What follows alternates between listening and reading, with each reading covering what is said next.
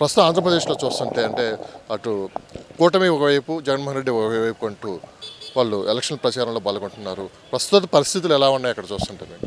ఏపీలో పరిస్థితులు చాలా బాగున్నాయండి. తెలుగుదేశం వైపు ప్రజలు ఉన్నారనేది మాకు కనపడుతుంది. ప్రజలు డిసైడ్ చేస్తారు లాస్ట్కు.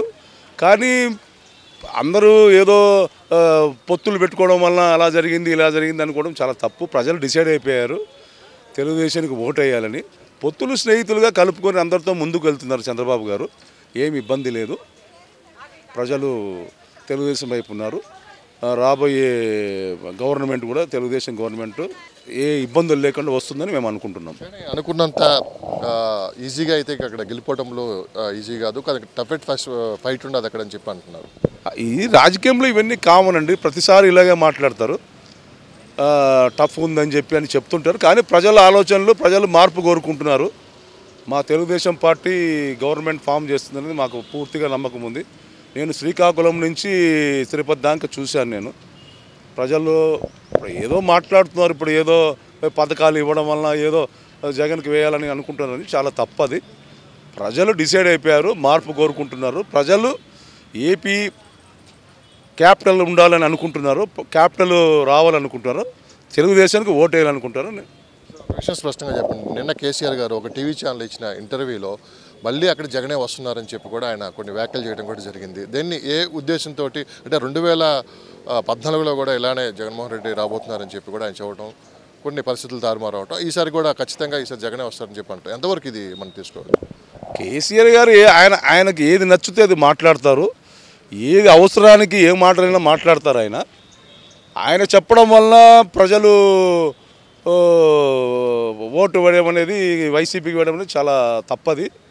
ప్రజలు తెలుగుదేశం వేయాలని నిర్ణయం తీసుకున్నారు. ప్రజలు అవతల భగవంతుడు కృప మా తెలుగుదేశము ప్రభుత్వము వస్తుందని మేము మనసారా కోరుకుంటున్నాము. పొత్తులు ఎంతవరకు స్వీకరిస్తున్నారు అంటే సామాన్య ప్రజలు అనుకుంటే? పొత్తులు ఏముండండి, స్నేహితులుగా కలుపుకున్నారు. ప్రజలు డిసైడ్ అయిపోయారు తెలుగుదేశానికి ఓటు వేయాలని. పొత్తులతో స్నేహితంతో ముందుకు వెళ్తున్నారు. ఏం పర్వాలేదు, ప్రజలు కూడా యాక్సెప్ట్ చేశారు. పొత్తులు కూడా ఏమి ఇబ్బంది లేదు. పొత్తుల వల్ల మనకేమి పార్టీకి ఇబ్బందులు కలగడం లేదని అనుకుంటున్నాం. జనసేన వల్ల ఎందుకు ప్రెస్ కాదండి, వారు అక్కడ ఈస్ట్ గోదావరి, వెస్ట్ గోదావరి, వైజాగ్ ఇవన్నీ చాలా బాగున్నాయి. జనసేనకు కూడా వాళ్ళు యాక్సెప్ట్ చేశారు. ఏమి ఇబ్బంది లేదు. జనసేనతో మనం వెళ్ళడం వల్ల కూడా తెలుగుదేశం పార్టీకి మంచి పరిణామంగా కనపడుతుంది. చివరిగా నిన్న జనసేన పార్టీ అధ్యక్షులు పవన్ కళ్యాణ్ గారు నామినేషన్ వేయడానికి వచ్చిన పబ్లిక్ని చూస్తే మీకు ఏమనిపించింది పిఠాపురంలో? ఏం పర్వాలేదండి, మంచి పబ్లిక్ వచ్చారు, మంచి యాక్సెప్ట్ చేశారు పవన్ కళ్యాణ్ గారిని. పిఠాపురంలో ప్రజలు తెలుగుదేశం పార్టీకి బ్రహ్మరథం పడుతున్నారు. పైకి అందరు చెబుతున్నారు ఏదో పథకాల వల్ల రాదేమని చెప్పి, ఇవన్నీ తప్పుడు మాటలు. పోయినసారి కూడా అలా చెప్పారు. కాబట్టి మేము అనుకుంటాం ఈసారి తెలుగుదేశం వస్తుందని చెప్పి ఘంటాపదంగా చెప్తున్నాను నేను. ఈ పొలిటికల్ సిస్టంలో ఈ కామన్ అండి. ఎప్పుడు కూడా రాజకీయంలో ఎలక్షన్స్ దగ్గరికి పడే కొద్దీ ఇలాంటి అనుమానాలు కలగజేస్తుంటారు. దీని గురించి భయపడాల్సిన పని లేదు. ప్రజలు అందరికీ తెలుసు, మీకు కూడా అందరికీ తెలుసు, మీ మీడియా వాళ్ళకు అందరికీ తెలుసు. ప్రజలు డిసైడ్ అయిపోయారు.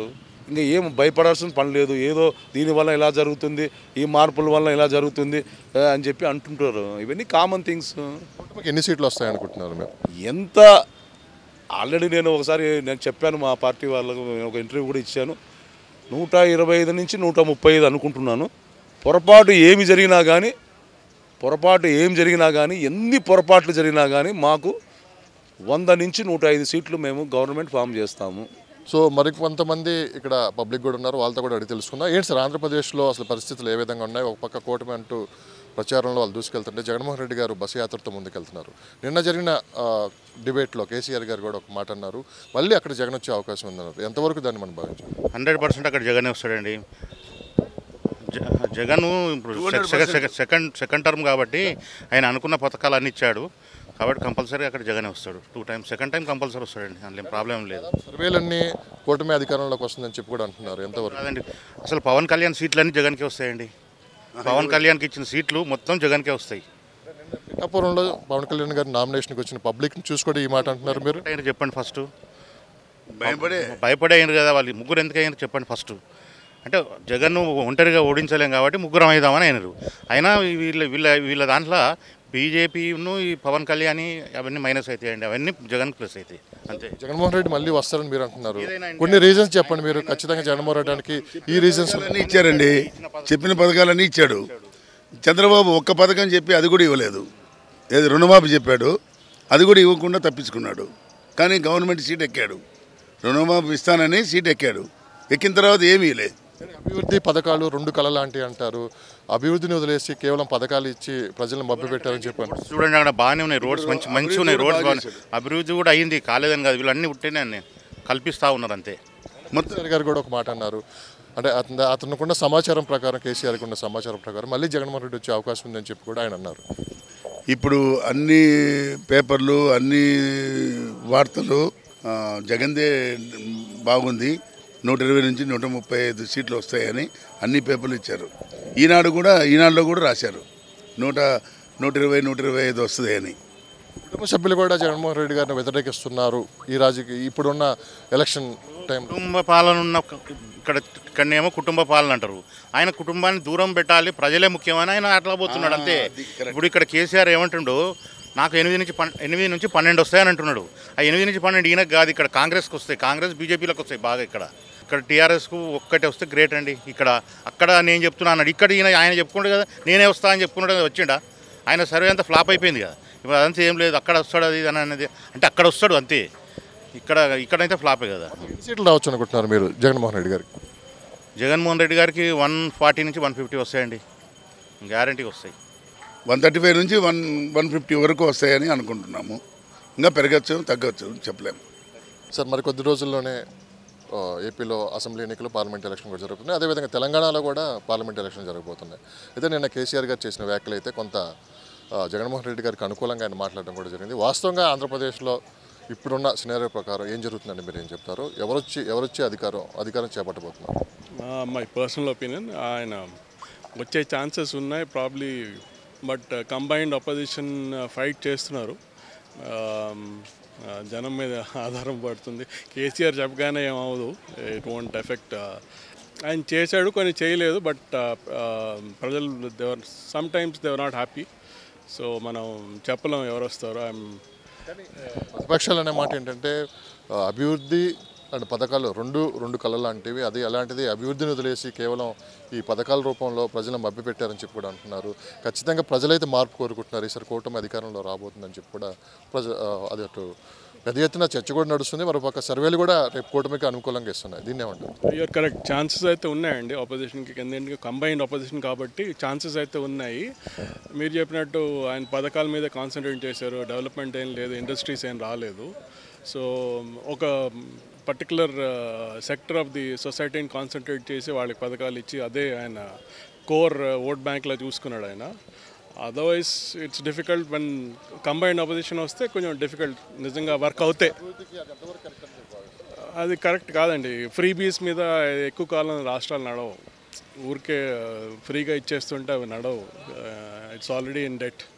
ఏపీ కూడా డెట్స్లో ఉంది, highest debt actually, one of the highest debts in the country. So it may not work, long term work చేయదు ఆ పథకాలన్నీ.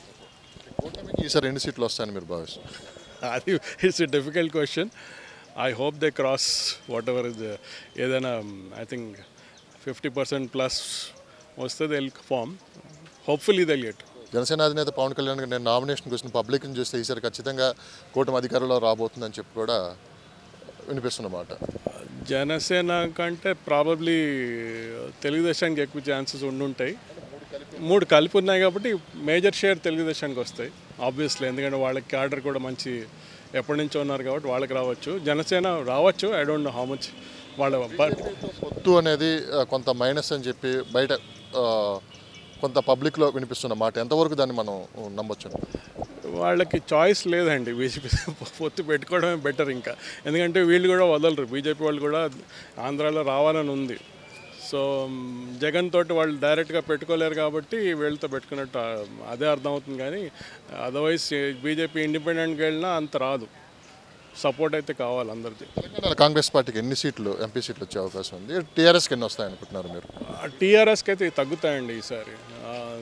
వాళ్ళైతే సరిగ్గా చేయలేదు. 10 ఏళ్ళు ఉన్నారు కానీ పెద్ద అంటే the attitude was the wrong. KCR, KTR, ఈ కవిత ప్రాబ్లమ్స్. కాంగ్రెస్ ప్రాబ్లీ ఒక 5 to 7 సీట్స్ రావచ్చు అండి. బీజేపీకి ఎక్కువ ఛాన్సెస్ ఉన్నాయి ఇంకా ఎక్కువ రావడానికి. పర్సనల్ ఒపీనియన్ అని మీరు అన్నారు. ఫైనల్గా ఆంధ్రప్రదేశ్లో ఈసారి ఏ గవర్నమెంట్ ఫామ్ చేయబోతుందంటే ఏం చెప్తారు? అది కష్టం అండి చెప్పడం. 50-50 ఛాన్సెస్. మోస్ట్ ప్రాబ్లీ జనం అయితే ఈసారి చేంజ్ అనుకుంటున్నారు. బట్ జనంలో లాస్ట్ మూమెంట్లో ఏమవుతుందో మనకు తెలియదు కదా. I can't predict. Thank you very much.